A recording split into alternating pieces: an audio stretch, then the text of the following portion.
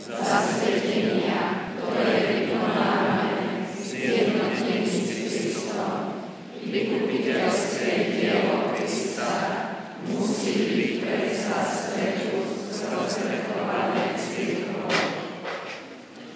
Upriateľená na všetkých stvorenia, tých služobnica Pána, ktorá si Božie volanie nasledovala najdokonalejším spôsobom.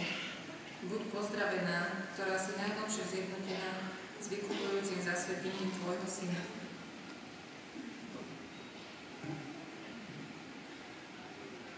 Matka cirkvi, osvieť Boží na cestách viery, nádeje a lásky.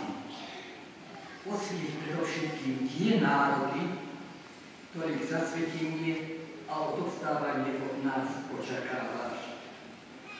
Pomôž nám žiť zasvetenie Krista pre celú ľudskú rodinu dnešného sveta v celej pravde. Keď si Matka zverujeme celý svet, všetkých ľudí a všetky národy, tak Ti zverujeme pritom aj toto zasvetenie sveta a vkladáme ho do Tvojho materinského srdca, nepoškvrnené srdce.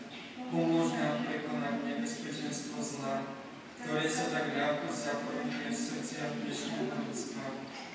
Jeho obrovské následky ťažia život a zdanlivo blokujú cestu do budúcnosti. Od hladu a vojny, Oslobod nás.